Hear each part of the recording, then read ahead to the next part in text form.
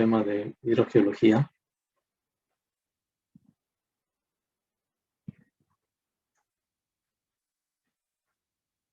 Vamos a iniciar con la hidrogeología es una rama de la hidrología. La hidrología es el estudio de los recursos hídricos, que tenemos en la naturaleza.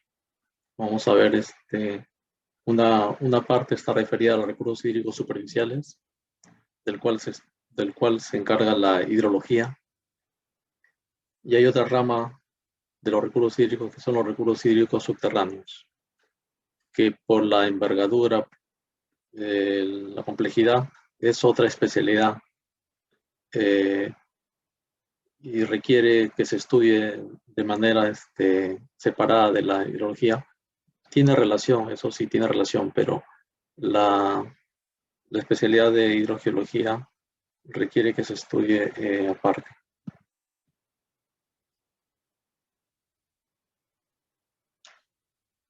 Entonces, el ciclo hidrológico que lo conocemos como el ciclo del agua, que básicamente está referida a tener una evaporación del océano, la condensación por los vientos, se forman las nubes y luego se precipita en forma de nieve, granizo o lluvia, y una parte de esa precipitación va a formar los ríos, el escurrimiento superficial, y otra parte es el agua que se infiltra, y esa infiltración produce flujos de agua subterránea.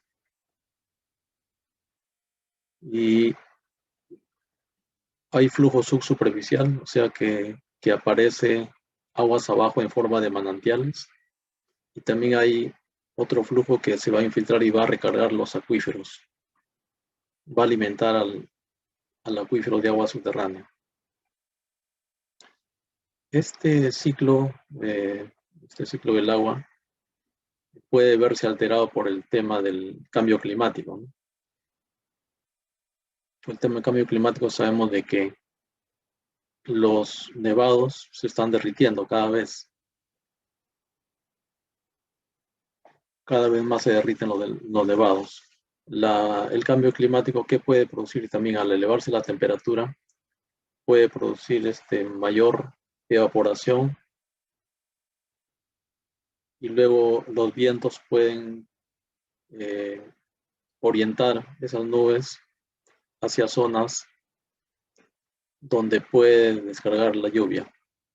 Se dice que el cambio climático va a producir sequías más intensas y también inundaciones también más intensas. El fenómeno del Niño, por ejemplo, que es un fenómeno del Niño que lo conocemos en el Perú, se va a presentar igualmente más frecuente y más intenso igualmente. Y el fenómeno del Niño sabemos que produce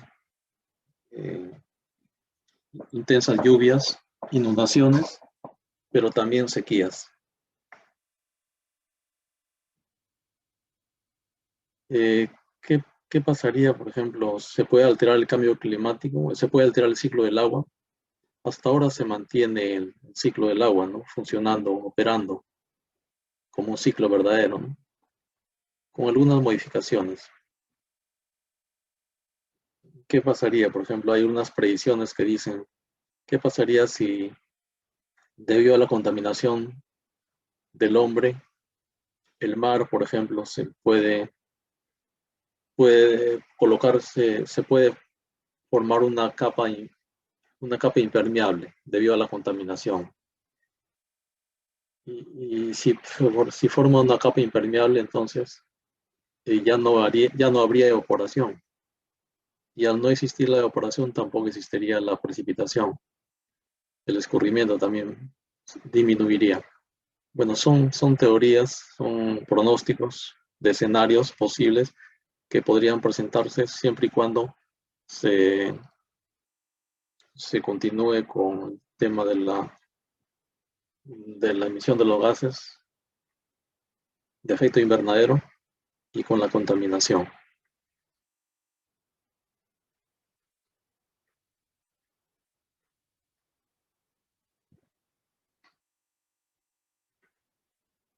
Ahí vemos también a mayor detalle el ciclo hidrológico. Lo que nos interesa en este curso de hidrogeología es el tema del escurrimiento, del flujo subsuperficial que se forma, que se va a infiltrar, y la infiltración y la percolación. La percolación que se produce a través del suelo para que alimente al flujo de aguas subterráneas, al acuífero de aguas subterráneas. En esta zona tenemos una zona saturada. Este es el nivel freático, o sea, a la profundidad a la cual se encuentra, a la cual se inician las aguas subterráneas.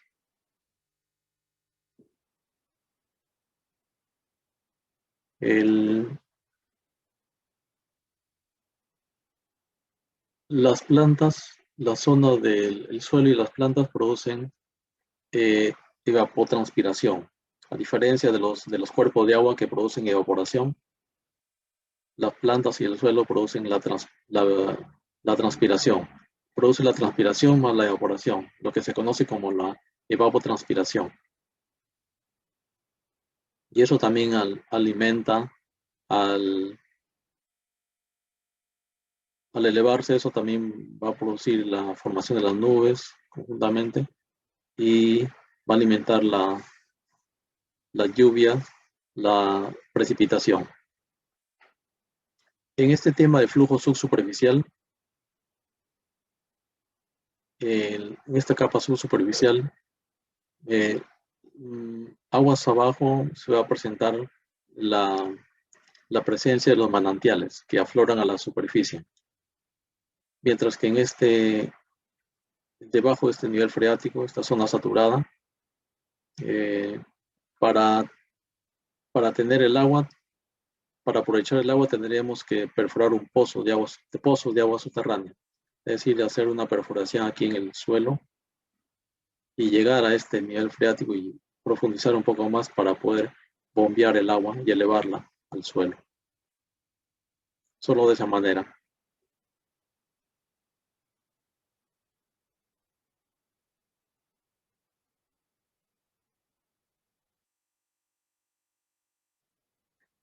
El, el ciclo del agua entonces comprende estos términos. La precipitación, que es la que se va a producir en la evaporación primero, ¿no? La evaporación que se produce en los océanos, en los cuerpos de agua. Luego tenemos la precipitación en los cuerpos de agua, que va a producir el flujo superficial. Y los términos utilizados son el de la precipitación, la evapotranspiración que se produce en los cuerpos en las zonas en la vegetación y en el suelo, la evaporación en los cuerpos de agua, la infiltración que se produce en la superficie de la tierra, la infiltración, el vapor, el drenaje por gravedad y la capilaridad. Y debajo hay una parte del flujo subterráneo que también llega al mar, debajo del mar, ¿no? Que es la zona de saturación ya.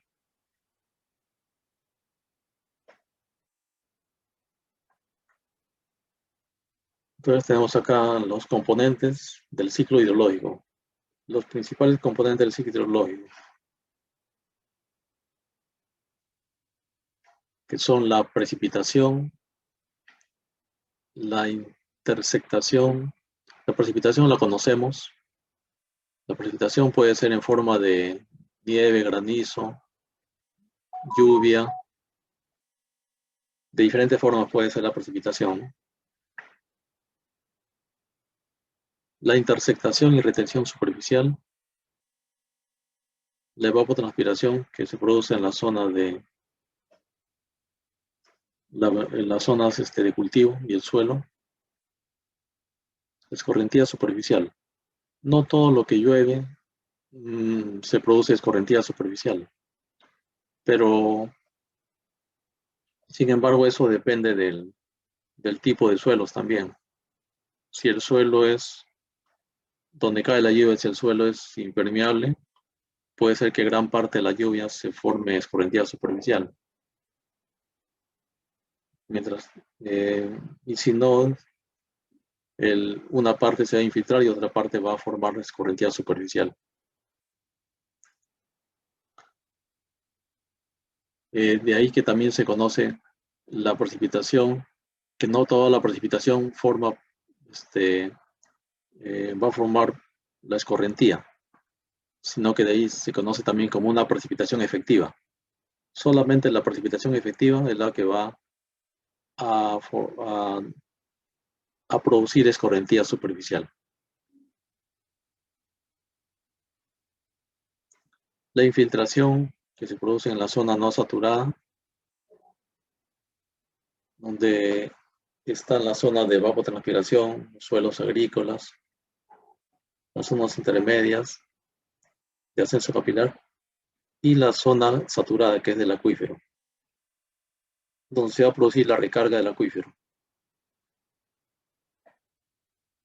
La escorrentía subterránea que va a producir una salida al mar o flujo al mar y por la acción del hombre también.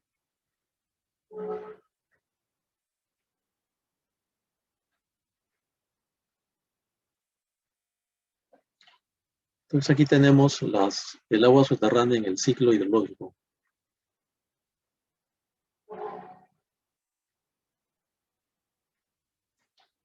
Tenemos acá los ríos y lagos, la zona no saturada, la zona intermedia, donde se produce el flujo superficial. Tenemos una zona capilar y aquí tenemos el nivel de la napa freática. A esta zona se denomina saturada porque está llena de agua. Y aquí es donde se produce, aquí es donde se encuentran los acuíferos y donde se produce la mayor cantidad de agua, donde se conoce esto como un reservorio de agua subterránea, porque aquí se almacena el agua y es aquí donde se puede aprovechar el agua mediante pozos de agua subterránea, que tiene que llegar hasta el nivel freático.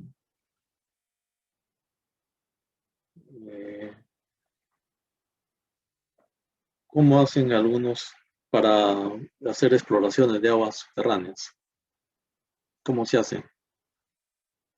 Lo primero, si no se cuenta con ningún tipo de estudios, ninguna evidencia, es hacer un estudio geofísico que nos permita determinar la presencia de agua. Un estudio geofísico nos permite determinar eso, ¿no? Y luego, una vez que se evidencie que existe agua a cierta profundidad, el siguiente paso es hacer algunos pozos de exploración, piezómetros, para poder llegar hasta la napa freática, ¿no? Y poder hacer, y en esos pozos de piezométricos o pozos de prueba se puede hacer ya unas pruebas de bombeo. Se tiene que instalar una bomba y bombear el agua durante 24 o 36 horas, caudales determinados. Se varían los tipos de caudales. Eso se denomina una prueba de bombeo para ver cuál es el caudal que se puede explotar. Eso nos da una idea del caudal constante que podría explotarse. Esas pruebas de bombeo se hacen en forma ininterrumpida durante 24 o 36 horas y se va variando el caudal y se va midiendo también la depresión de la napa freática, del nivel freático, ¿no?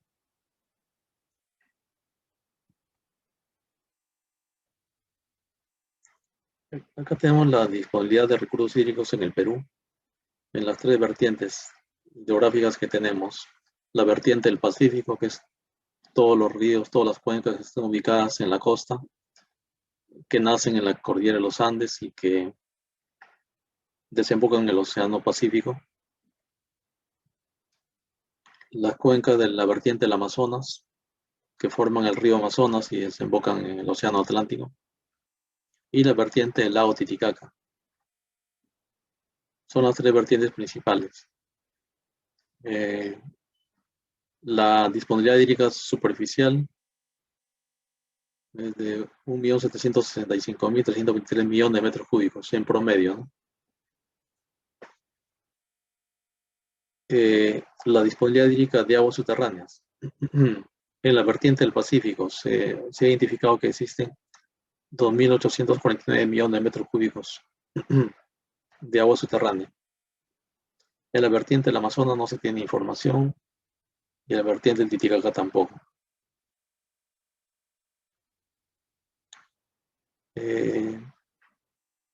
Entonces,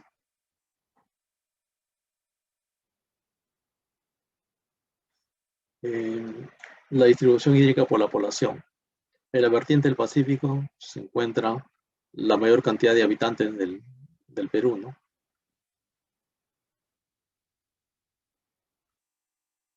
Y la distribución, la razón de el, el volumen de agua entre el número de habitantes y por año, en el Pacífico es 2.067 metros cúbicos por habitante por año.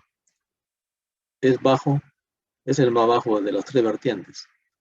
Eso es debido a que la vertiente del Pacífico cuenta con la mayor población en Perú. En cambio, el Amazonas tiene una distribución de 198.121 metros cúbicos por habitante por año. Eso es debido a que el Amazonas tiene mayor caudal y menor población. Eso hace que esta relación de volumen por habitante por año sea la más alta de todas. Y luego tenemos la vertiente del Titicaca, que tiene 10.735 metros cúbicos por habitante por año. En cuanto a la disponibilidad de aguas hídricas subterráneas, se cuentan con diversos estudios de aguas subterráneas en todos los 52 valles de la costa peruana. La Autoridad Nacional del Agua, anteriormente la Dirección de Aguas, el Ministerio de Agricultura, han elaborado inventarios o estudios de aguas subterráneas en los 50 valles. Es decir, se tienen estudiados los 50 valles, 52 valles de la costa peruana y se sabe cuáles son los valles que se encuentran en explotación, que se encuentran en operación normal, o aquellos valles también, o aquellos acuíferos que tienen problemas por sobreexplotación. Entre ellos se han identificado algunos acuíferos que están en sobreexplotación. Por ejemplo, tenemos el acuífero de la Yarada, que está en Tacna. Tenemos el acuífero de Ica, Lambayeque. Eso es debido a que en la zona de Tacna, por ejemplo, Tacna es una zona escasa en recursos hídricos. Ahí se han instalado empresas agroexportadoras, donde siembran uva de mesa, peras, productos para la agroexportación. Y en los últimos años ha habido un boom de la agroexportación. Y, y cada vez se han instalado empresas y han solicitado licencias de agua, debido a que la explotación, la explotación de agua, de agua subterránea realmente se le deja al privado para que haga su inversión.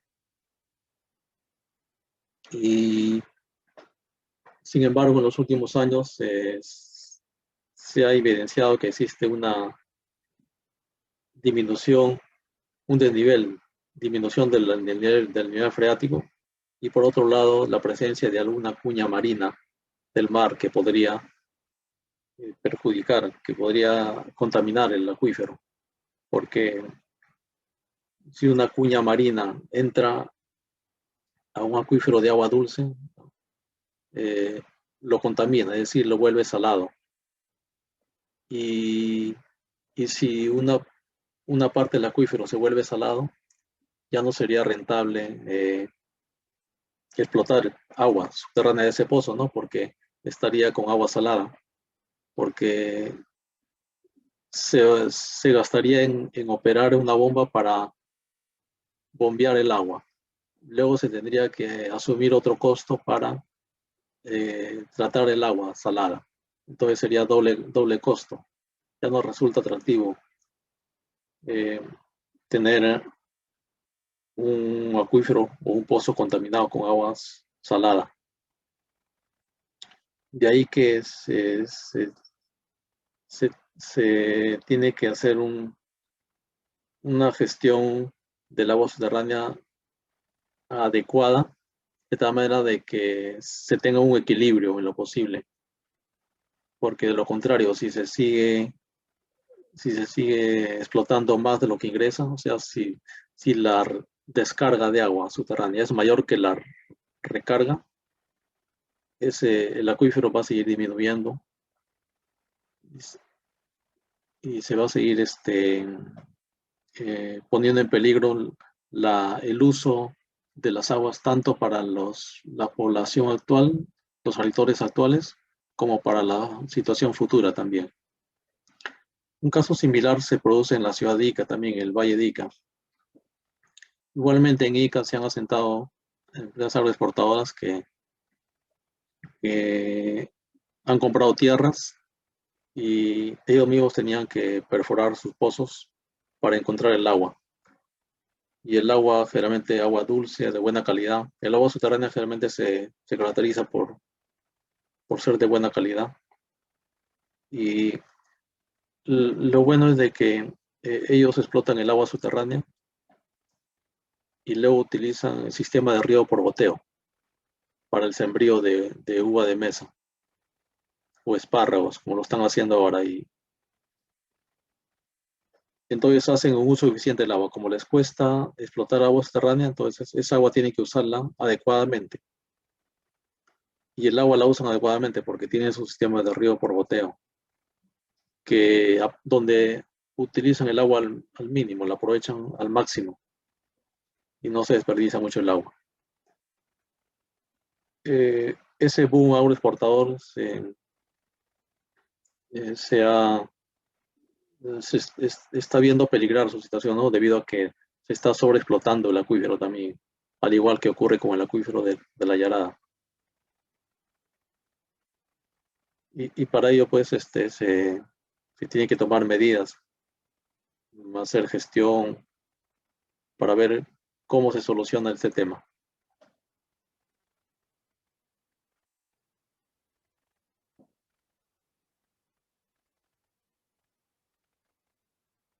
Las principales fuentes de agua en el Perú. Tenemos los glaciares. Bueno, esta información, por ejemplo, de la Autoridad Nacional del Agua, teníamos 3.044 glaciares que cubren 2.047 kilómetros cuadrados. Esta información de los glaciares ya ha variado porque sabemos ahora que en la cordillera de los Andes muchos glaciares ya se han derretido, no han desaparecido. Por ejemplo, hay un nevado, el nevado Quelcaya, que está entre Cusco y Puno. Ese nevado, por ejemplo, ha servido para hacer un estudio de cómo es el clima, cómo ha sido el clima antiguo en el Perú, en el sur del Perú y en el Perú en general. Hay una investigación de un norteamericano que perforó el nevado Quelcaya. Lo perforó y encontró capas. Y de acuerdo a esas capas, armó un clima antiguo. Entonces ahí se veía de que, por ejemplo, en el año 600 ocurrió una sequía eh, que colapsó algunas culturas preincaicas, entre ellas la cultura Tiahuanaco, Tiahuanaco y Wari, que estuvieron asentados en el sur. Luego, en el año 1300, ocurren unas inundaciones, o algunas sequías también. En el año 1300, algunas sequías. Entonces, este nevado Quelcaya, que estaba entre Puno y Cusco, sirvió para estudiar para estudiar ese clima antiguo. Esto se denomina la glaciología. Son técnicas, ya que no se tiene mediciones del clima antiguo, eh, y permitió correlacionar y estudiar el clima desde el año 500 después de Cristo hasta el año 1984. Y ahí coincide con el colapso de algunas culturas prehispánicas, ya sea colapso por sequías o colapso por inundaciones, tanto del sur del Perú como del norte del Perú, culturas que hayan colapsado. Entonces, ese nevado, por ejemplo, cuando se estudió hace como 2 décadas atrás, tenía, tenía un buen espesor de capa de hielo, ¿no? Sin embargo, ahora ese nevado también se está derritiendo. Y, y hace poco, en estos últimos 2 años, ese mismo investigador norteamericano estuvo haciendo otra investigación en el Nevado Huascarán, aquí en el centro del Perú, ¿no?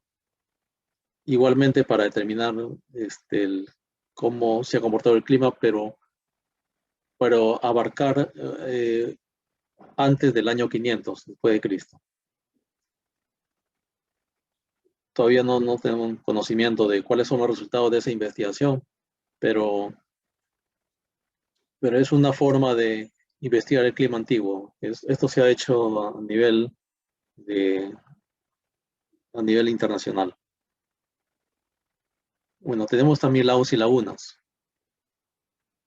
En la vertiente Pacífico tenemos 3.896 lagunas. En la vertiente del Amazonas, 7.441. Y en el lago Titicaca, 841. Hay 23 en cuencas cerradas, es decir, que no tienen ingreso, pero no tienen salida. Ríos, 1.007. Acuíferos. Los acuíferos en la vertiente del Pacífico representan 2.700 hectómetros cúbicos como reserva explotable. Y aquí en la vertiente del Pacífico sí están estudiados los acuíferos.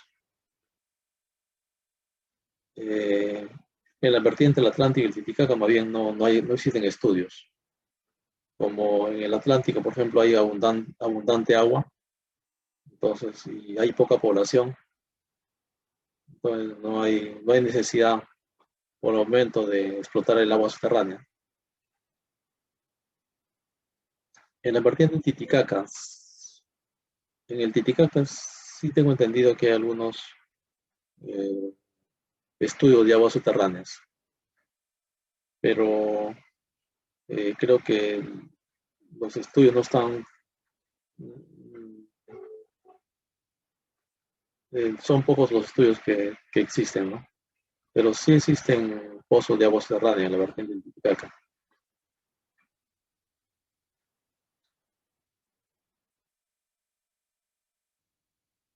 ¿Alguna pregunta tienes ahí? ¿Alguna consulta?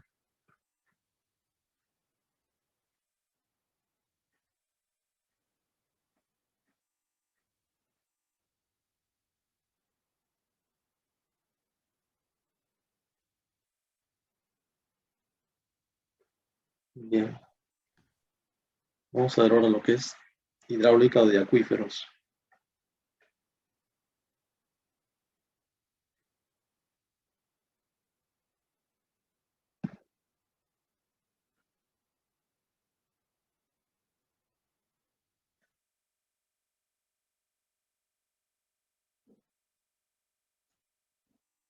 Ley de Darcy.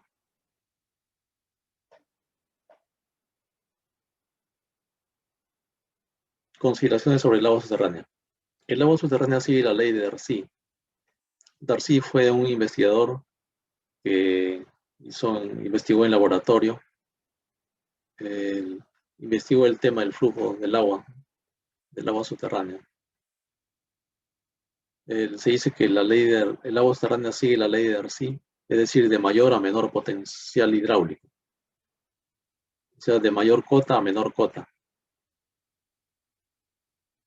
Esta es la ecuación de la velocidad de la ley de Darcy, que multiplicada por el área nos va a dar el caudal.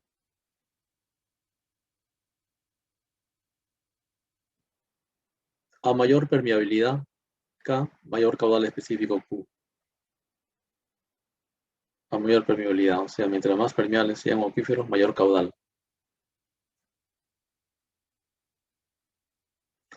La carga hidráulica del terreno, o sea, la carga hidráulica se refiere al delta H sobre L. La carga hidráulica o la delta H. La carga hidráulica del terreno, el empuje que el agua ejerce depende de la diferencia de cota del terreno saturado, independiente de su extensión. El delta H. Solamente depende de la diferencia de cota.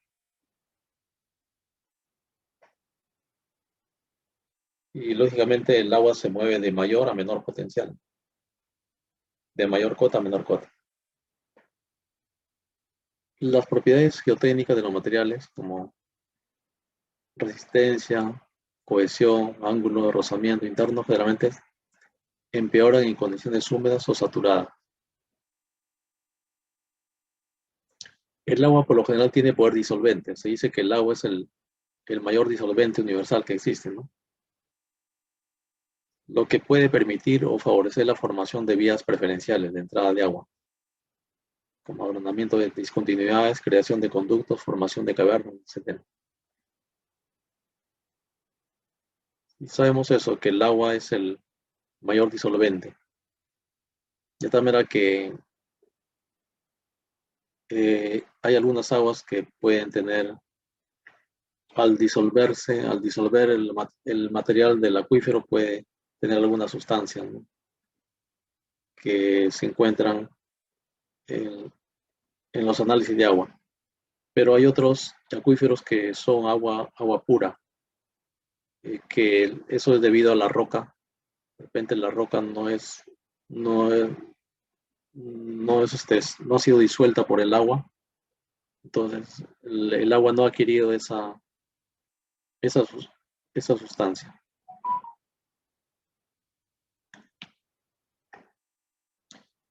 El otro tema importante es el tema de la calidad del agua, ¿no? Bueno, todavía el agua subterránea se encuentra de buena calidad en comparación con las aguas superficiales, porque en cuanto a las aguas superficiales, sabemos que están sujetas a contaminación, ¿no? En el Perú, en la costa, todavía no se explota eh, de manera extensiva el agua subterránea, salvo en algunos acuíferos, como hemos visto en La Yarada, o en Ica, o en Lambayeque. Pero hay algunas otras zonas donde todavía no se hace el uso del agua subterránea o no se hace en forma extensiva. Sin embargo, también se plantea que el uso del agua subterránea solucionaría algunos problemas de drenaje que tienen algunos valles que usan mucha agua superficial. Eh, en realidad, ¿por qué no se usa a veces mucho el agua subterránea en algunos valles o zonas agrícolas? Debido a que tienen todavía agua superficial. Cuando falte el agua superficial, recién ahí seguramente que van a aprovechar en explotar más agua subterránea. Pero el uso conjunto de las aguas superficiales con subterráneas también es bueno. Sin embargo, el agua subterránea no es usada mucho por los agricultores porque es un costo que representa el costo del bombeo. Se tiene que gastar en electricidad porque son bombas eléctricas. Entonces, por eso es que en algunos agricultores no se usa mucho el agua subterránea. Pero las empresas agroexportadoras sí, porque como ellos sí disponen de capital porque la venta de sus productos generalmente les permite poder asumir costos de bombeo. Entonces ellos sí pueden utilizar el agua subterránea en los acuíferos. Y donde hacen uso de estas aguas son en el acuífero de La Yarada, Ica, Lambayeque, donde ellos compran terrenos y pueden tienen que buscar su fuente de agua. Y en este caso perforan pozos y explotan el agua subterránea. En cambio, los valles donde, como le llaman los valles viejos, que se encuentran en la costa, generalmente son agricultores que ya vienen de tradición, que son agricultores, pequeños agricultores, donde tal vez no disponen de mucho capital para poder financiar el bombeo de las aguas subterráneas. Y debido a ello, muchas veces esos valles presentan problemas de drenaje, mal drenaje. Y sabemos que cuando el agua subterránea, el nivel del agua, del nivel freático, sube mucho, eso afecta a las raíces de las plantas. Es por ello que no se debe permitir que afecte a las plantas. Una forma de solucionar este problema del drenaje, por ejemplo, en los valles es, aparte de la explotación de aguas subterráneas mediante pozos, hacer también zanjas de drenaje, hacer una red de drenaje agrícola. Eh, para ello se tiene que hacer zanjas abiertas, canales abiertos o también tuberías, tuberías que estén enterradas y que tengan aberturas para que el agua pueda ingresar. Y esa red de drenaje puede hacerse mediante un colector principal, un colector secundario y un colector terciario. Esos, esos colectores alimentarían al colector principal y esta evacuaría las aguas a otra parte del río. Con eso se soluciona también el problema de la napa freática elevada en los valles y se deprime la napa freática. Pero ¿por qué se producen una sobreelevación del acuífero?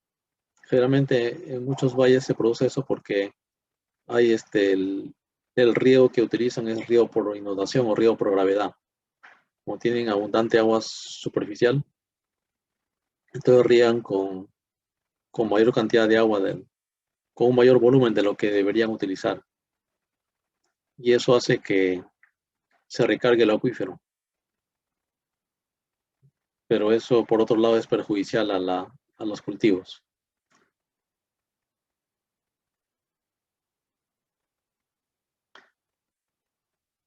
Bueno, aquí tenemos la ley de Darcy, que fue experimentada por Darcy en laboratorio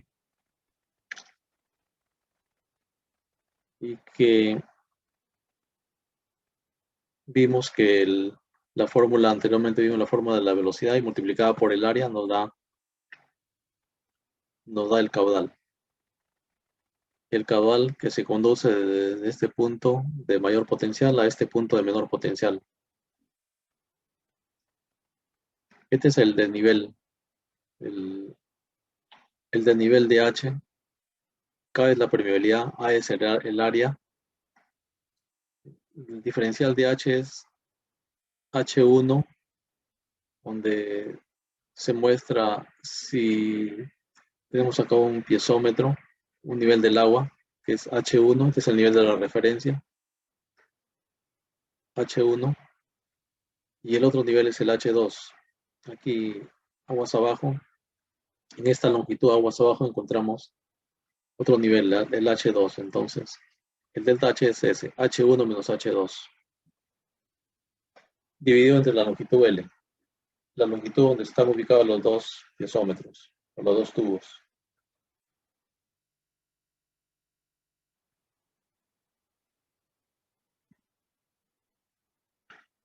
Donde Q es el gasto o descarga del caudal en metro cúbico por segundo, L es la longitud de la muestra en metros, K es una constante actualmente conocida como coeficiente de permeabilidad de Darcy, que es variable en función del material de la muestra. A es el área de la sección transversal de la muestra en metros cuadrados. H1 es la altura sobre el plano de referencia que alcanza el agua en un tubo colocado a la entrada de la capa al filtrante. Y H2 es la altura sobre el plano de referencia que alcanza el agua en un tubo colocado a la salida de la capa filtrante. Ahí tenemos, ¿no? Esta es una capa filtrante. Entonces, esta ley de Darcy ha sido puesta a prueba y es interesante en el estudio de la mecánica de suelos.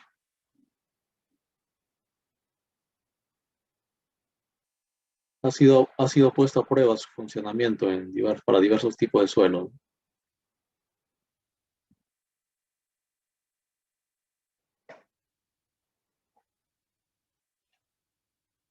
Validez de la ley de Darcy.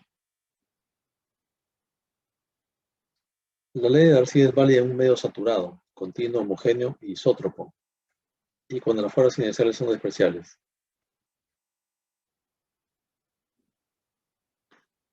Es fundamental en la mecánica de suelos. Entonces, Darcy hizo este experimento y, y muchos otros investigadores han puesto a prueba esta ley de Darcy, ¿no? Y han determinado que esta ley de Darcy sí mantiene su validez en la mayoría de los tipos de flujos de fluidos en los suelos. Para filtraciones de líquidos a velocidades muy elevadas y de gases a velocidad muy baja, la ley de Darcy deja de ser válida. O sea, la ley de Darcy no es válida cuando se tienen filtraciones de líquidos a velocidades muy elevadas y de gases a velocidades muy bajas. En el caso de agua circulando en suelos, existen evidencias abrumadoras en el sentido de verificar la vigencia de la ley de Darcy para suelos que van desde los limos hasta las arenas medias. Asimismo, es perfectamente aplicable en las arcillas para flujos en régimen permanente.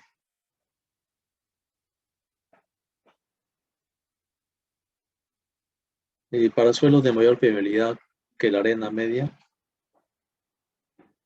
deberá determinarse experimentalmente la relación real entre la gradiente y la velocidad para cada suelo y porosidades estudiadas. La ley de Darcy específicamente para hacer los cálculos de caudales mediante estratos que se puedan obtener en el yacimiento. Sí, efectivamente, la ley de Darcy es válidamente para hacer cálculos de caudales de un fluido que circula a través de un suelo. Esta es. Entonces, esta ley es válida también para los flujos de agua subterránea, porque en los flujos de agua subterránea podemos simular diferentes tipos de estratos y de acuerdo a ver cómo se comporta la ley de Darcy, ¿no? en, en diferentes tipos de suelos que tienen los acuíferos. Y como se ha demostrado que tiene su vigencia para diferentes tipos de suelos y diferentes fluidos.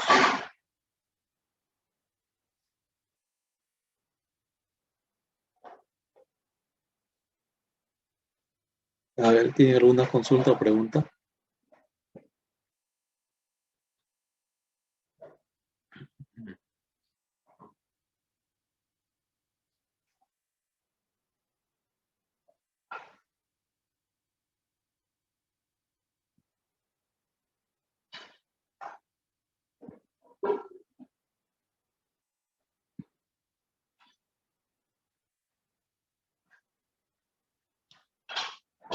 Transmisividad. Eh, Es la cantidad de agua que transmite un acuífero a través de todo el espesor saturado.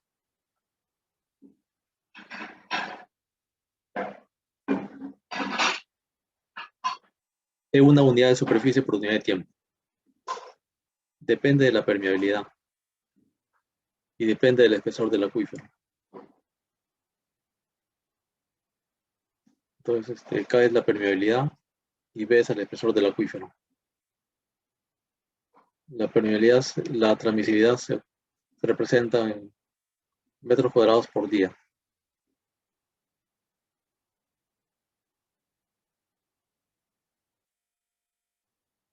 Es otra variable importante de la hidrogeología.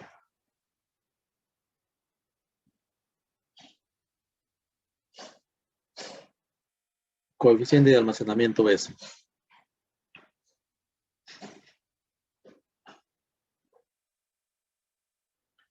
Es la cantidad de agua que puede ser extraída del almacenamiento en un acuífero, con un descenso unitario de la carga hidráulica. Depende de la porosidad efectiva, CP.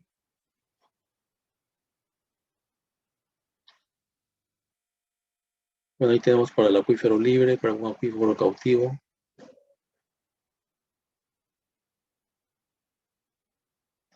Ahí tenemos el coeficiente de almacenamiento para diferentes tipos de materiales, de acuerdo a su litología, para material sedimentario,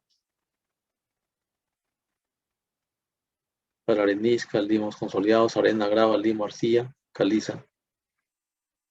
Su coeficiente de almacenamiento en un acuífero libre.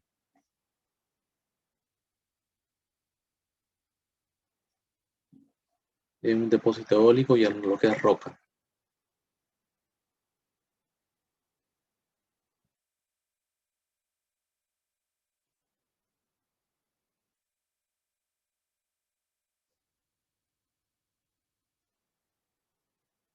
¿Dónde varía más el coeficiente de almacenamiento? Aquí en la arenisca, ¿no? De 0.02 a 0.40.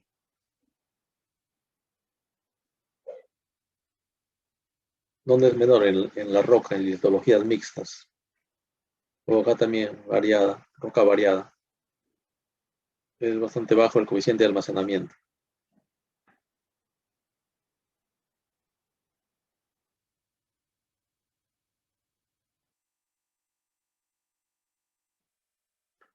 Ahora vamos a ver lo que son tipos y clasificación de acuíferos.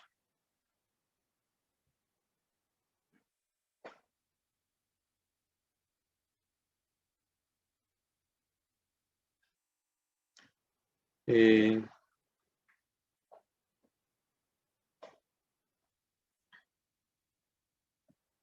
bueno, aquí vamos a ver los diferentes tipos y las diferentes clasificaciones que se dan a los acuíferos. Y cuáles son los mm, más favorables, cuáles son los que se pueden explotar desde el punto de vista económico, vamos a ver cuáles son los que conducen, tienen mayor conducción, cuáles son los que no permiten la conducción. Entonces eso nos va a servir para poder tomar una decisión cuando hagamos un estudio para ver qué función se le puede dar a ese acuífero, si es con fines de una operación continua para una actividad económica o para otros fines.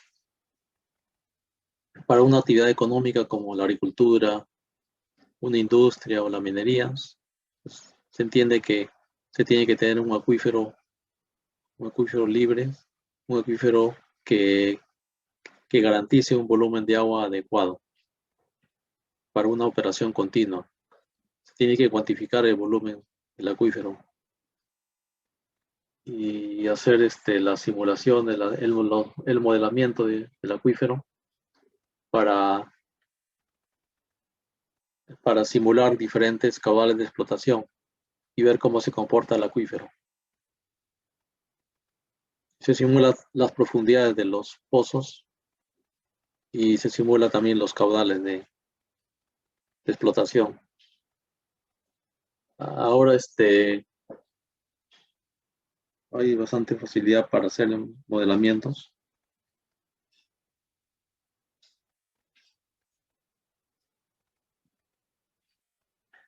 Tipo de acuíferos. Los acuíferos son formaciones geológicas saturadas en agua y capaces de almacenar y transmitir agua. Entonces, esto es la característica principal que debe tener un acuífero, que sea capaz de almacenar, pero también de transmitir. No solamente debe almacenar, sino también transmitir el agua. Según Custodio Llamas, el acuífero o embalse subterráneo es un estrato o formación geológica que, permitiendo la circulación del agua por sus poros o grietas, hace que el hombre pueda aprovecharla en cantidades económicamente apreciables para subvenir a sus necesidades. Entonces es una definición importante de Custodio Llamas, son autores españoles.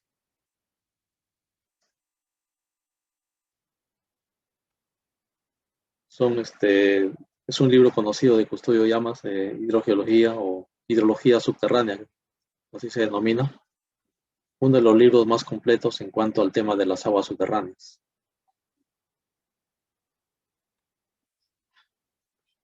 Entonces nos dicen que el acuífero debe ser capaz de almacenar y transmitir el agua. Hay acuíferos, hay acuíferos que vamos a ver que almacenan pero no transmiten. Entonces esos acuíferos no son útiles para una actividad económica.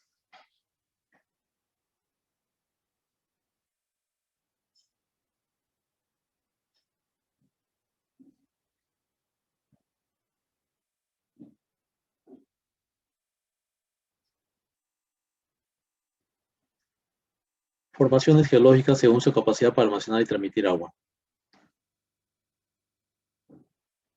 Acuíferos, los acuitardos, acuicludos y acuífugos.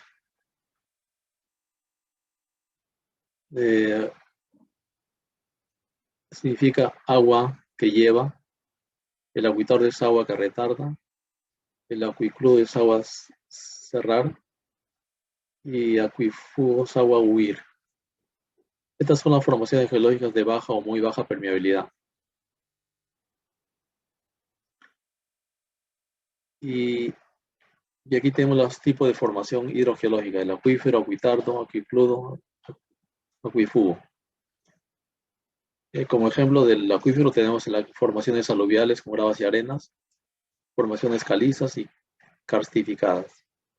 Su rango de permeabilidad en el acuífero es de 1 a 1000 metros por día y su rango de porosidad entre 10 al 30%. En el acuitardo son formaciones aluviales con arenas muy finas, limos y arcillas, formaciones margosas.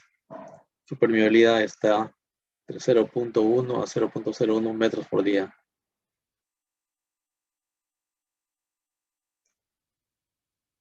Tiene muy baja permeabilidad, ¿no? La porosidad es más elevada, del 20 al 40%. El acuicludo, formaciones arcillosas. Su permeabilidad es bastante baja y rango de porosidad mayor al 40%.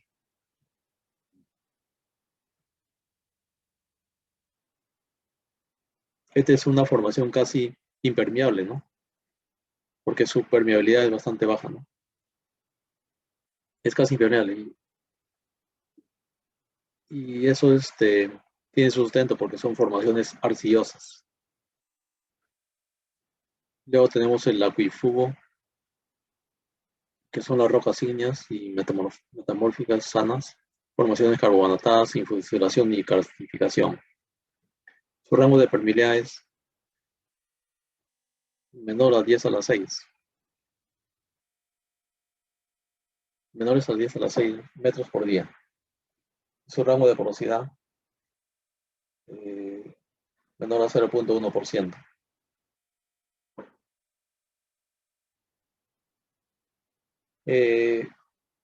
Esto, por ejemplo, las formaciones hidrogeológicas, se tiene que ver que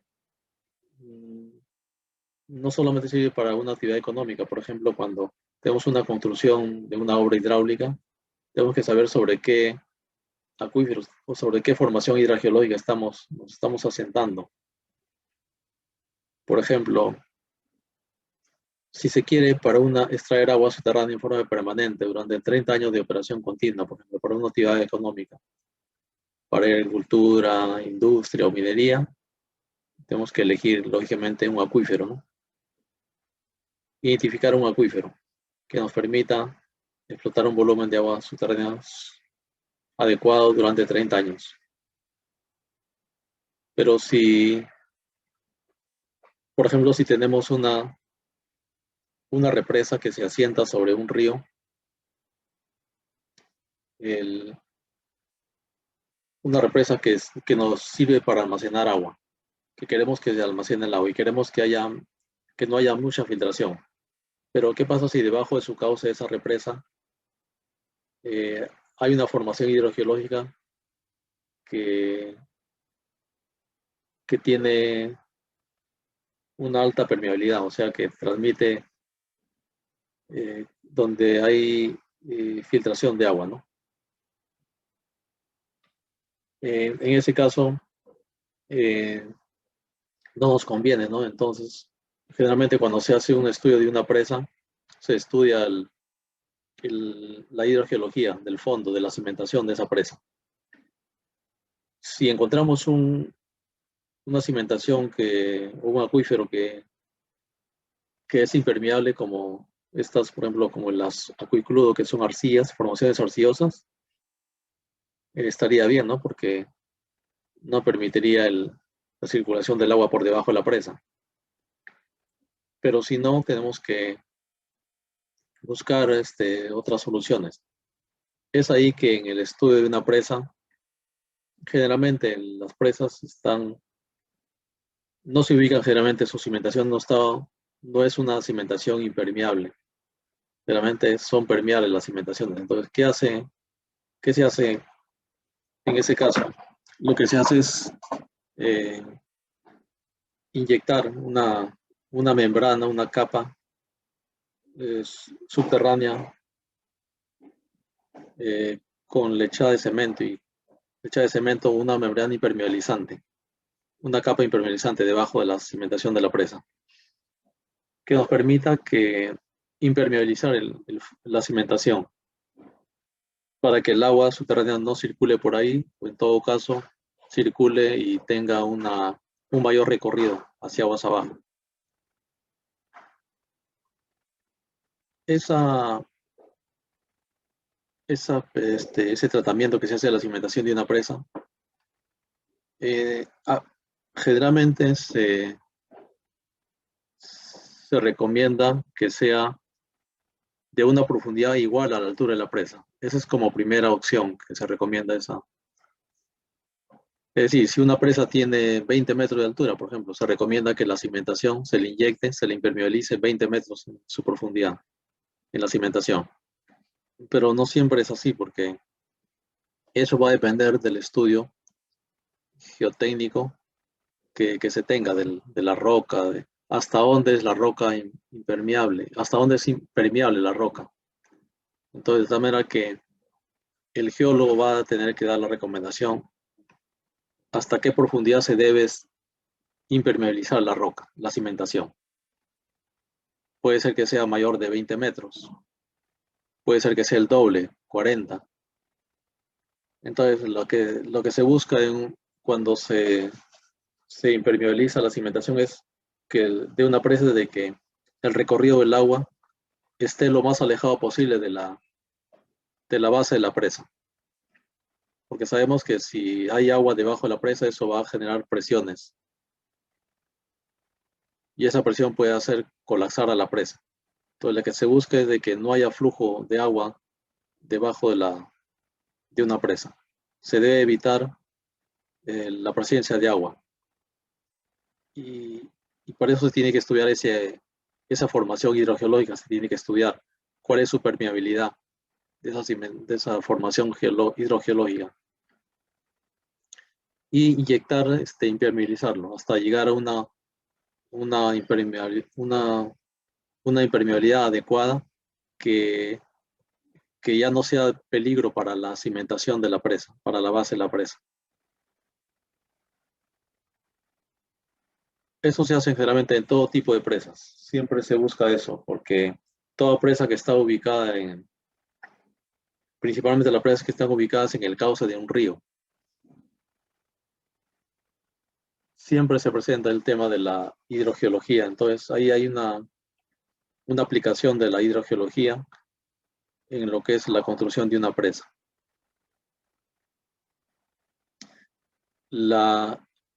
El tema principal ahí es la supresión que ejerce el agua que se encuentra por debajo de una presa.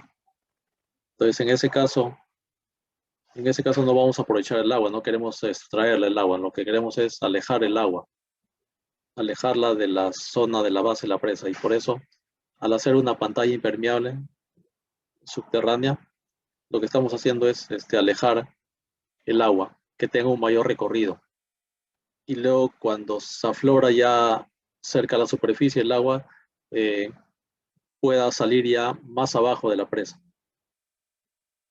Esa es la idea, que el recorrido del agua sea más larga, más profunda, y cuando sale y aflora la superficie, lo haga ya muy debajo de la presa, aguas abajo de la presa, cuando ya no hay peligro de que se pueda crear una supresión. Entonces, estas son las aplicaciones de la hidrogeología para la, la construcción de una presa.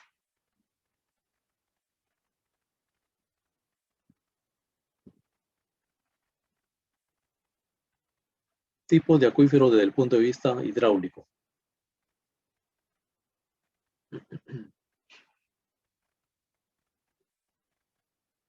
Acá tenemos el área de la recarga del acuífero. Entonces acá se recarga el agua, acá cae el agua y acá ingresa el agua, por percolación ingresa. Y esa agua ha ingresado durante meses, años, décadas, centurias. Tiene una recarga permanente de hace varios años.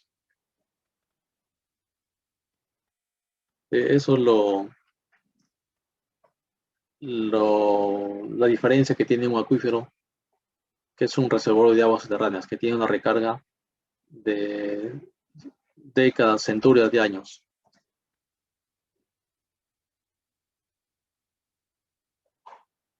Eh, Acá tenemos un acuífero, un acuicludo o un acuífugo, que son acuíferos confinados, o un acuífero semiconfinado. Los acuíferos confinados generalmente son los que están eh, entre dos capas impermeables. Es decir, están confinados, se dice ahí, ni para abajo ni para arriba. No pueden aflorar, por ello. Acá tenemos algunos acuíferos colgados. Acá tenemos el nivel principal del acuífero de agua subterránea, ¿no? Que es el acuífero principal. Eh, de repente aquí se puede hacer de repente un pozo, se puede perforar de repente y se encuentra agua.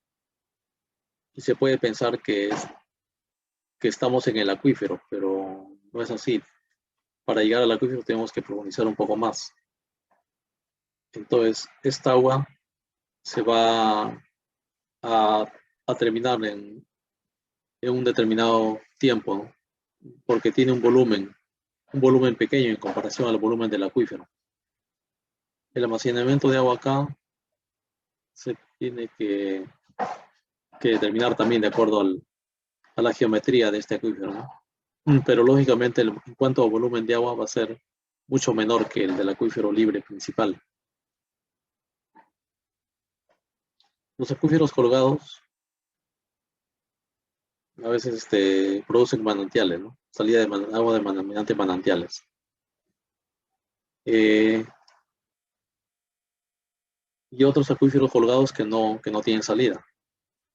Por ejemplo, hay una experiencia de este tema del acuífero colgado. En, en el sur se ejecutó dos túneles a 4.500 metros de altura, 4.500 metros sobre el nivel del mar. El túnel Covire y el túnel Hachacuesta, en Tacna y Moquegua. En, en el estudio del túnel Hachacuesta, por ejemplo, se había previsto que cuando se construya un túnel iba a pasar por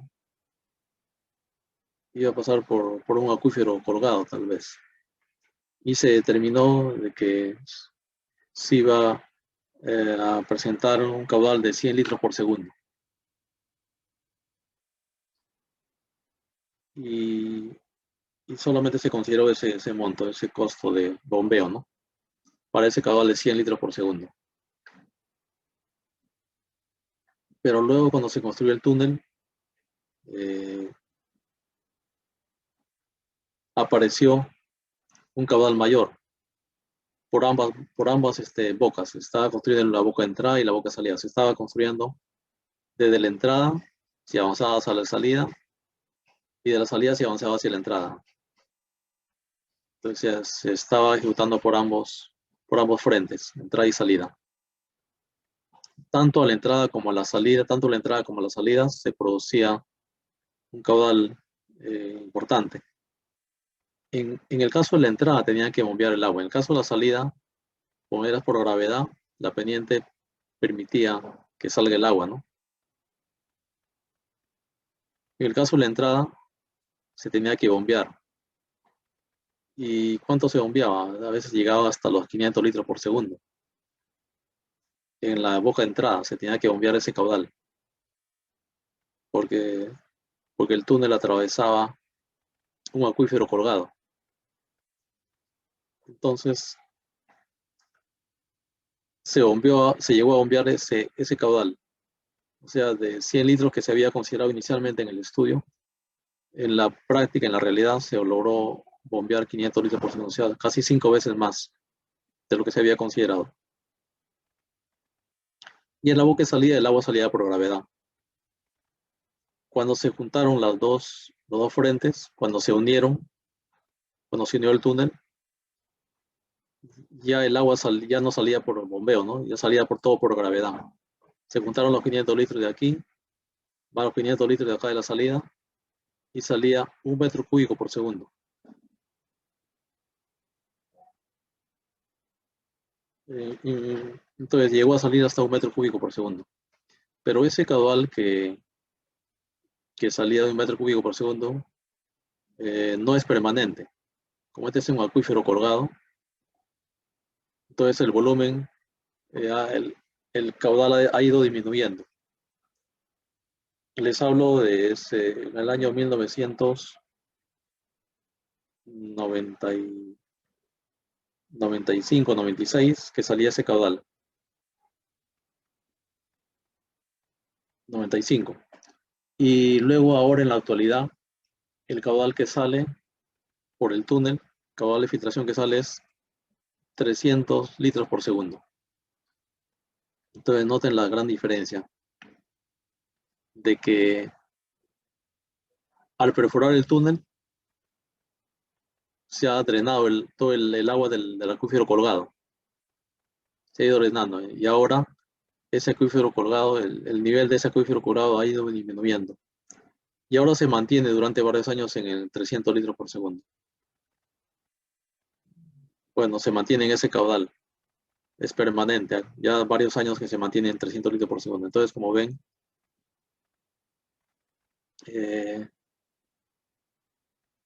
ahí también hay una aplicación de la hidrogeología cuando se construyen túneles.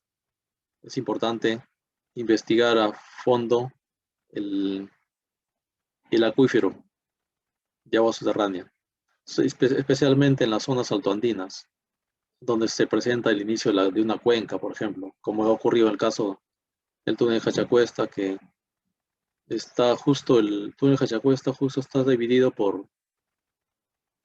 por dos microcuencas. Justo por el centro casi del túnel pasa, es la divisoria de cuenca de del río Chilota, que descarga en el río Vizcachas, y de la microcuenca del río Humalso, que descarga en el río Humalso. Entonces son dos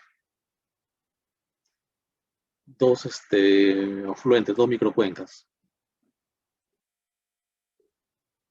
Y, y esta agua, cuando salió 1 metro cúbico por segundo, lógicamente era haber encontrado una fuente de agua importante. Cerca del túnel de Hachacués está la comunidad de Cambrune, Carumas, distrito Carumas. Entonces, el acuerdo que se tomó era que el 50% de esta agua de 1 metro cúbico por segundo se iba a la comunidad de Carumas, Cambrune, porque ellos son los que están en la jurisdicción. Y el otro 50% se derivaba a la ciudad al valle, a la ciudad de Moquegua y al valle de Hilo. Entonces así se dio una solución en parte a la escasez del agua de la cuenca del río Moquegua. Con este túnel que se perforó y que se encontró un agua que no se había pensado.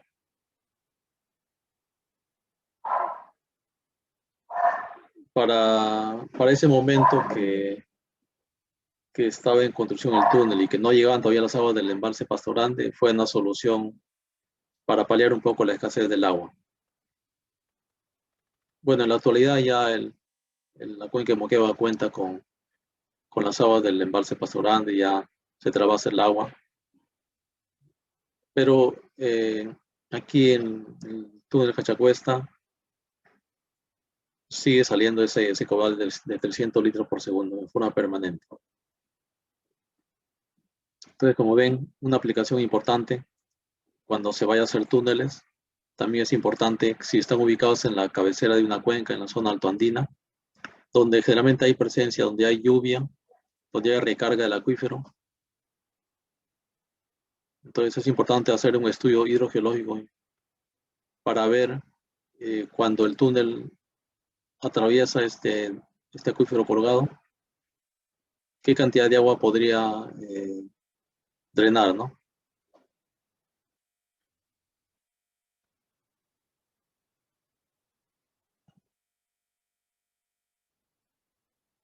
Tipo de acuífero desde el punto de vista hidráulico.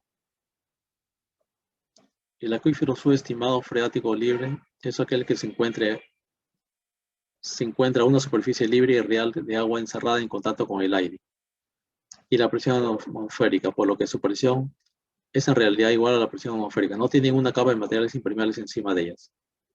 O sea, tienen materiales encima, pero es, no es materiales impermeables.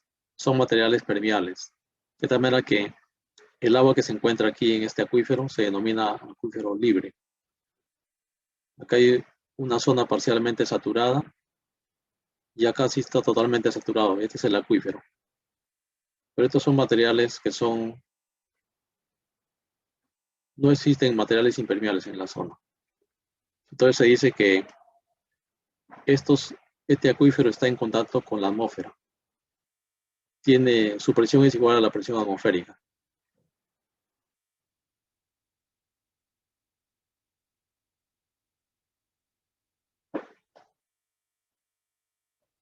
Este es el acuífero libre. Esta es la zona badosa. Esta es la zona que generalmente se presenta, puede ser un valle o puede ser una zona eriaza.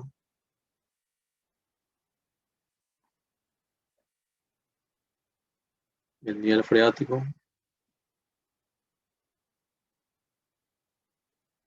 Y se dice que este acuífero libre está a la presión atmosférica.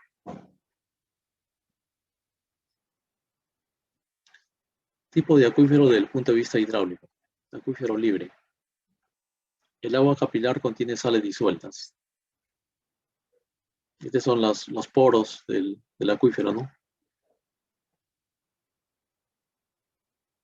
efecto de la evapotranspiración.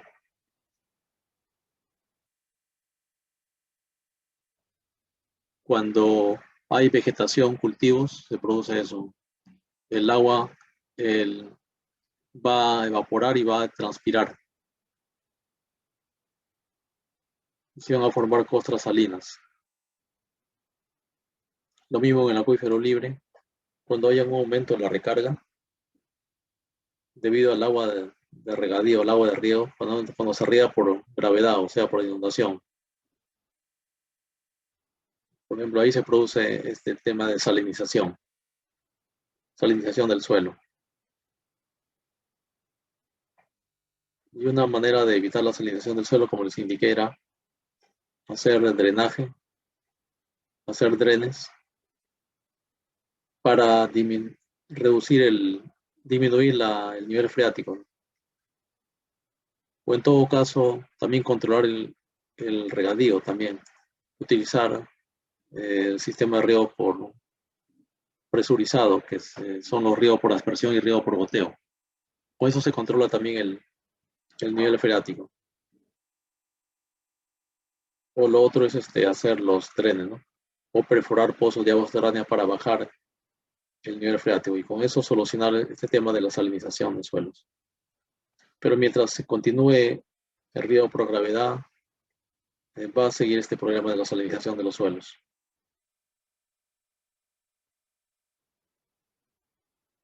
El uso conjunto de las aguas subterráneas y superficiales es otra de las soluciones que se plantean en los valles. Eso depende también del costo quién asume el costo del bombeo de las aguas subterráneas. Porque el agricultor, como tiene agua, realmente el agricultor pequeño, como tiene agua superficial y el costo es relativamente barato, entonces generalmente no quiere asumir el, el costo que significa la operación de una bomba para extraer el agua subterránea y que pueda bajarse el nivel freático. Solamente en casos de emergencias que a veces se han tenido experiencias de que se utilizaba agua subterránea, por ejemplo, en época de sequía, el fenómeno del Niño, cuando se producen sequías, que generalmente es en el sur del Perú, entre Tacna, Moquegua, hay experiencias de que se ha utilizado los pozos del agua subterránea. Y cuando no existían el trasvase de aguas de otras cuencas, valles como Tacna, Caplina, Osama, Lopumba o Hilo, Moquegua, donde por historia se ha visto de que permanentemente han utilizado el agua subterránea, debido a que los ríos de esa zona son de poco caudal.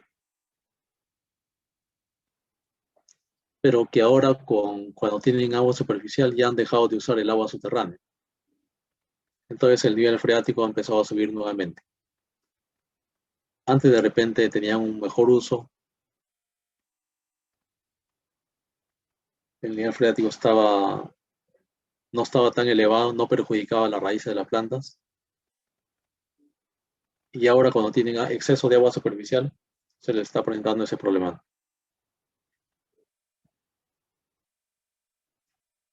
Acuíferos libres. Bombeo desde un pozo. El agua que extraemos proviene del vaciado de los poros del acuífero. Cuando bombeamos agua, deprimimos el nivel freático, ¿no? Es el nivel freático original. Y acá se va a producir un cono de descenso debido a la perforación del pozo.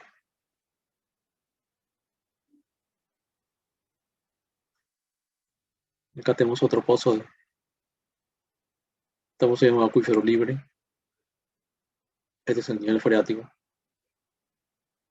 original. Acá igualmente tenemos un acuífero libre.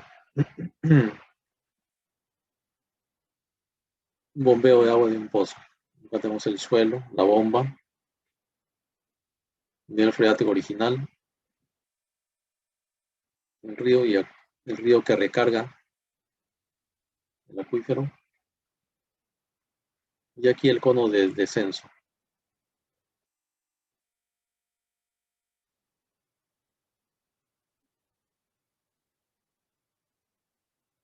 En cuanto al bombeo de pozos, hay algunas soluciones también ecológicas, se puede decir, ambientales, que permiten el bombeo de las aguas mediante energía solar. Es para zonas donde se producen, donde hay horas de sol importantes. Entonces se puede tener bombas que funcionen con energía solar. Y esa solución, por ejemplo, permitiría ahorrar el costo de combustible, si es una bomba de petróleo, o en todo caso ahorrar el costo de electricidad. Y es una solución que, por un lado, permite el aprovechamiento de la energía solar, que no contamina, que no contamina el medio ambiente, y por otro lado permite un ahorro importante para el bombeo de las aguas subterráneas, y además un aprovechamiento sostenible del uso conjunto de las aguas superficiales con subterráneas. Entonces es una buena opción el tema del bombeo mediante energía solar.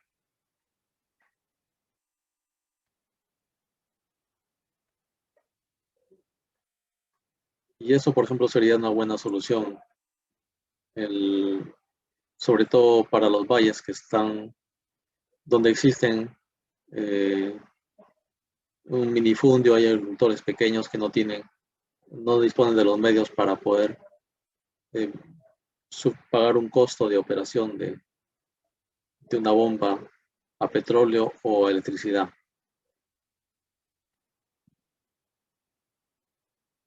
Los acuíferos confinados. Los acuíferos confinados, o también se llaman cautivos o a presión o en carga, son aquellos cuerpos de agua que se acumulan en la roca permeable y están encerrados entre dos capas impermeables. Este, esta es una capa impermeable y esta es otra capa impermeable. Este es acuífero confinado.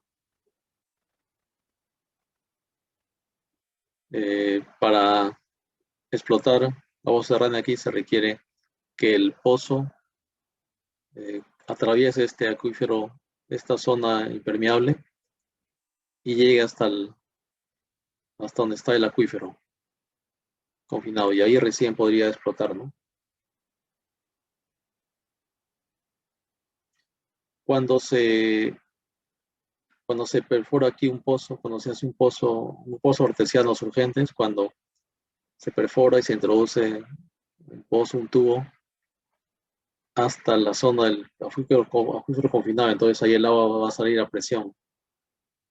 Eso se denomina pozo surgente o artesiano.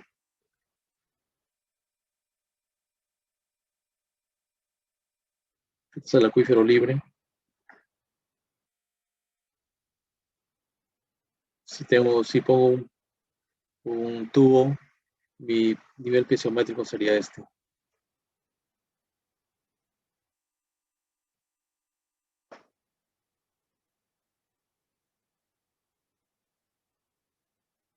Este es un acuífero, este es un acuífero acuicludo o acuicludo. Acuicludo o acuicludo. Es y una zona impermeable que no transmite, no conduce, no transmite el agua, no lo conduce.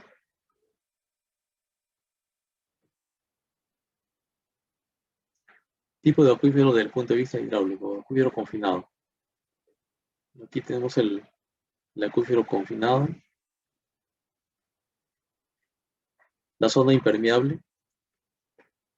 Sí, el agua no proviene del vaciado del acuífero, descompresión del agua intersticial, consolidación del acuífero, reducción de la porosidad.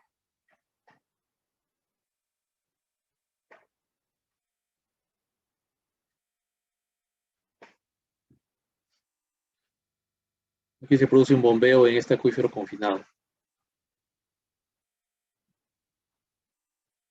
Ahora miren el acuífero semi-confinado. ¿Cuál es el acuífero semiconfinado?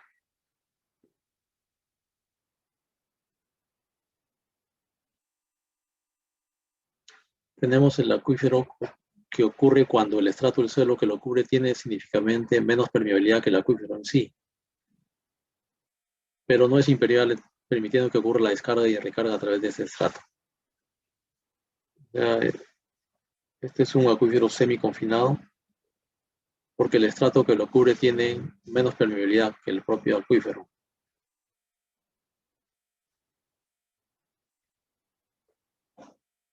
Entonces, este puede ser, esta formación confinante puede ser el aguitardo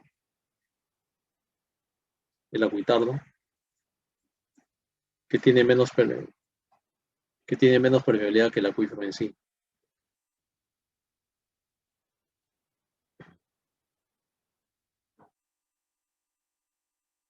Entonces aquí se puede hacer un pozo surgente en este acuífero semiconfinado.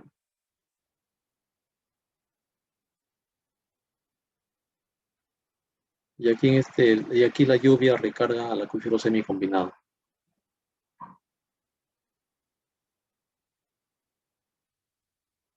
Clasificación de acuíferos. Los acuíferos se clasifican en cuanto a su estructura, su comportamiento hidráulico, su textura, citología y movilidad del agua. En cuanto a su estructura y su comportamiento hidráulico, pueden clasificarse en libres, confinados o semiconfinados.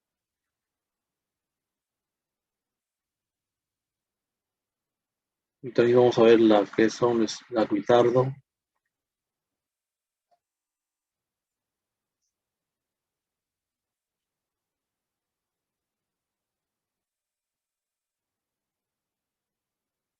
Vemos aquí la zona no saturada, la de color verde, y la zona saturada que es el acuífero ya libre, que está en contacto con la atmósfera, cuya presión es igual a la presión atmosférica. Y acá tenemos un acuitardo que ya es un poco más impermeable, ¿no? Y acá un acuífero confinado, que está entre este acuífero acuitardo y el acuífero, que está entre dos capas del acuitardo, que es acuífero confinado. Y este material que es un material impermeable.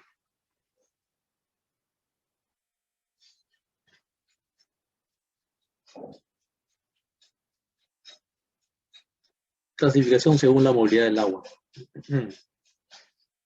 Según la movilidad del agua se pueden clasificar en acuíferos, acuitardos, acuicludos o acuífugo. La capacidad de almacenar en un acuífero es alta, la capacidad de drenar es alta, la capacidad de transmitir alta, y las formaciones geológicas características son gravas, arenas y calizas. Mientras que un acuitardo, su capacidad de almacenar es alta, pero su capacidad de drenar es media-baja.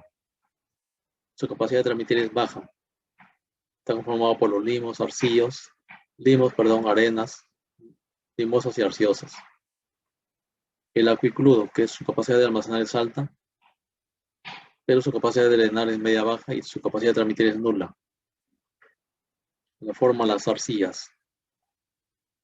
Y el acuífugo, su capacidad de almacenar nula, drenar nula, transmitir nula. Está formado por más granitos, gneisses y mármoles. La velocidad del agua dependerá de la velocidad de percolación de la roca, a una velocidad de 1 centímetro por año. Y el acuífero es capaz de almacenar y transmitir el agua.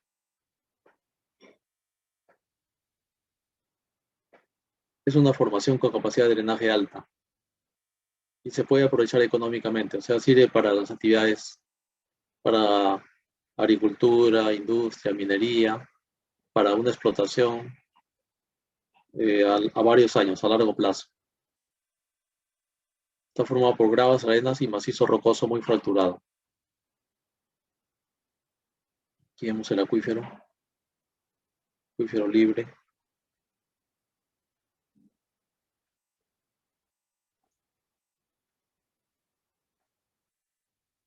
Tenemos la zona de recarga y el nivel freático.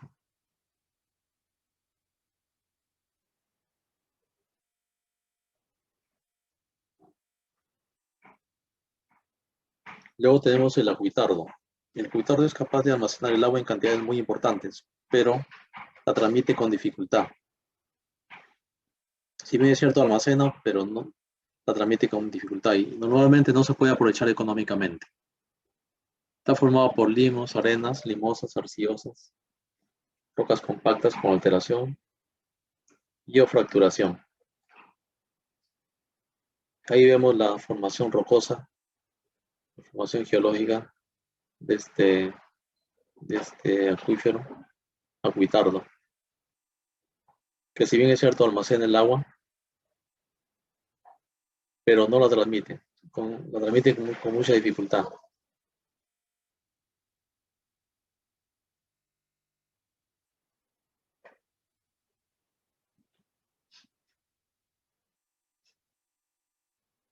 Luego tenemos el acuicludo, que es este.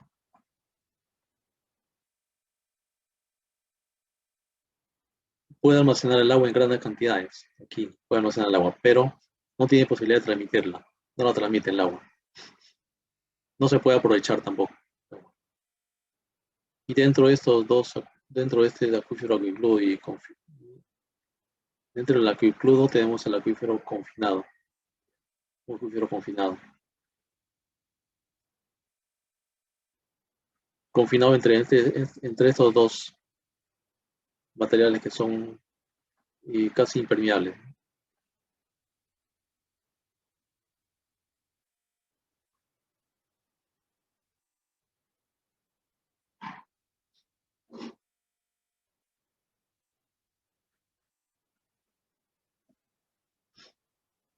Luego tenemos aquí el acuífugo, formación geológica subterránea que se caracteriza por ser impermeable, incapaz de almacenar y de transmitir el agua. Acuífugo. Acá tenemos un acuífugo, acuífugo, acuífugo, el nivel freático y el acuífero. Un acuífugo, acuífugo y el agua que está confinada aquí.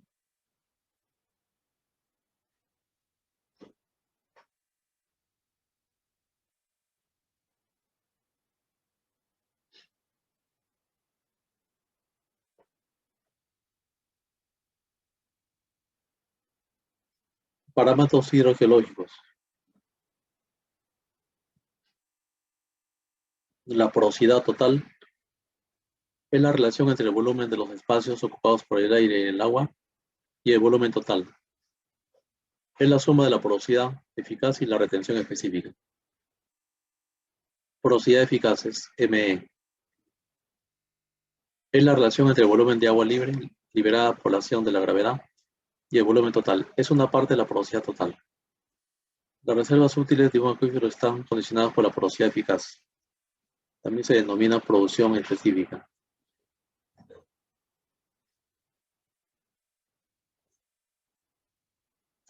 La retención específica, M/S, es la relación entre el volumen de agua retenido por la roca inicialmente saturada una vez drenada el agua por gravedad y el volumen total. Es igual a la diferencia entre la porosidad total y la porosidad eficaz. Porosidad total menos porosidad eficaz.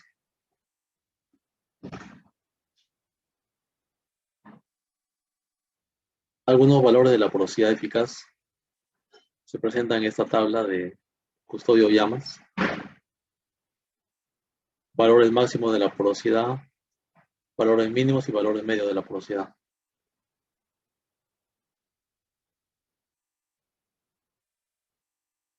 Vemos que las arenas, vemos que la arena gruesa es el que tiene mayor porosidad, ¿no?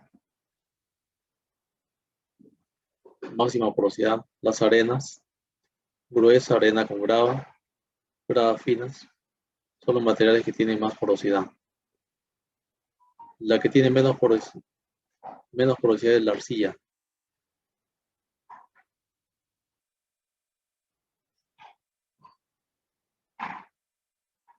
Determinación de la porosidad en el campo.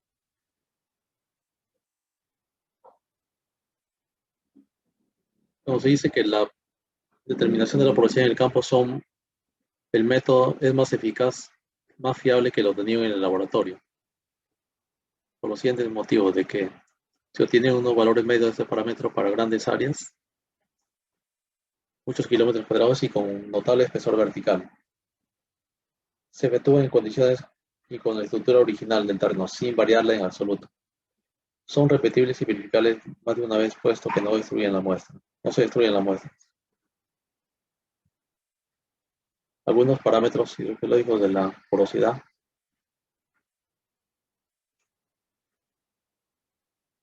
Aquí vemos el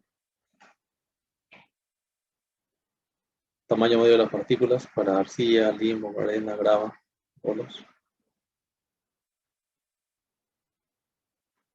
Tabla de porosidades totales y eficaces de diversos materiales.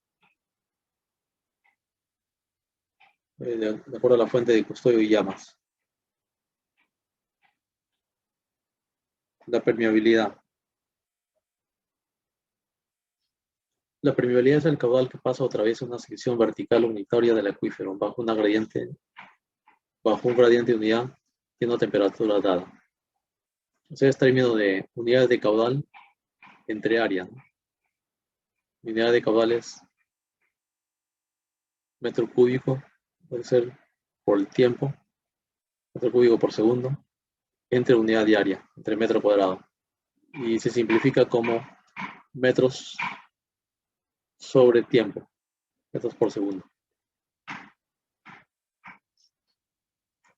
En la definición de la permeabilidad hay que considerar la temperatura. Esto se debe a la influencia que ejerce la temperatura sobre la viscosidad del fluido que circula por el medio poroso. Aunque en general suele hablarse de K como la permeabilidad o coeficiente de permeabilidad, lo correcto sería llamarla conductividad hidráulica. También se le conoce como conductividad hidráulica. En la siguiente tabla se recogen los rangos de permeabilidades y cómo se aplican para calificar el terreno, además de ejemplos de terrenos con tales permeabilidades. Aquí tenemos los rangos de permeabilidad, ¿no? Si están entre 10 a la 5 son muy permeables, 10 a la 2 permeables, 10 a la 0 algo permeable, 10 a la menos 2 poco permeable, 10 a la menos, entre 10 a la menos 4 con 10 a la menos 7 bastante impermeable. Esto es lo que se debe buscar, por ejemplo, cuando se estudia o se construye una presa en el cauce de un río. Buscar que la roca, la cimentación sea impermeable.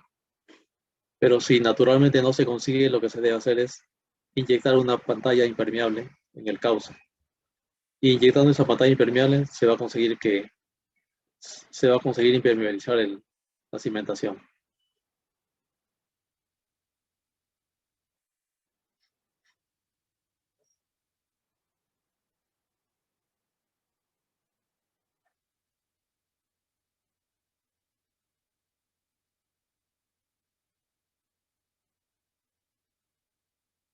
Cuando se tiene una permeabilidad del 10 a la 5, se dice que es un acuífero excelente, ¿no? Cuando se tiene esta permeabilidad 10 a la 5, acuífero excelente. Cuando la permeabilidad está entre 10 a la 0 y 10 a la 2, acuífero regular a bueno. Un acuífero pobre cuando está 10 a la menos 2 y 10 a la 0. Cuando está 10 a la menos 4 ya se llama acuitardo. Cuando está 10 a la menos 7 se llama acuicrudo. O sea, muy impermeable. Determinación de la permeabilidad en el laboratorio. Buen uso de permeámetros.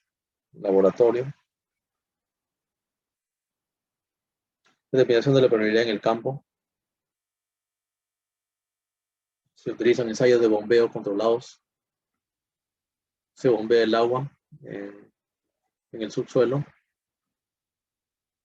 Y se verifica la permeabilidad. Se determina el caudal específico, caudal versus unidad de descenso hidráulico, y que en realidad se trata de una medida de la transmisibilidad. Ensayo de descenso o admisión de pisómetros o sondeos, registros geofísicos.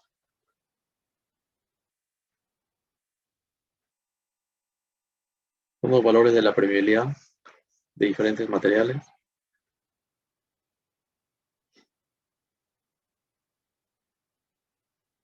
La transmisividad. Transmisividad T. Es el caudal que atraviesa una franja vertical del acuífero que tenga por ancho la unidad de medida y por altura la unidad saturada del acuífero B. Bajo un gradiente unidad y a una temperatura se calcula con el producto de la permeabilidad horizontal K por el espesor saturado, por el B. Sus unidades son LT al metro cuadrado por día y representa también una medida del caudal específico, que es caudal entre unidad de descenso hidráulico. Cabe indicar que la influencia que ejerce la temperatura sobre la transmisividad es análoga a como sucede en el caso de la permeabilidad y por lo tanto no la desarrollamos aquí. Cuanto mayor sea la transmisividad, mayor será el caudal explotable del pozo en cuestión.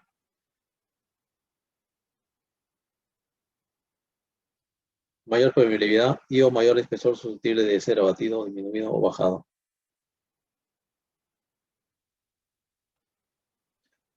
Bien, es toda esta primera parte que hemos expuesto el día de hoy. ¿Tienen alguna pregunta o consulta?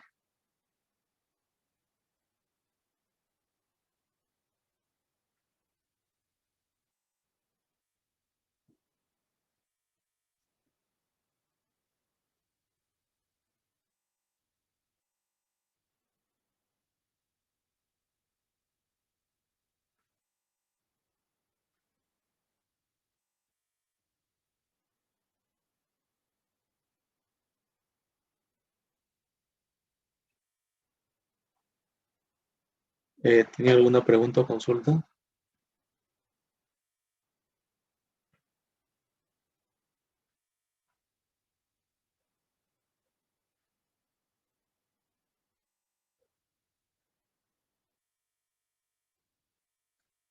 Bueno, con esto hemos hecho una primera introducción del curso del módulo de hidrogeología y su relación que tiene con la ingeniería geotécnica, ¿no? Hemos visto las aplicaciones que se tiene para, para lo que es la construcción de una presa sobre el cauce de un río, en la cual se tiene que estudiar la hidrogeología, el estudio de la cimentación del acuífero, de la hidrogeología, qué tipo de acuífero es, si es una zona roca impermeable o es permeable, y en la cual es necesario, en el caso de una presa, es necesario impermeabilizar la cimentación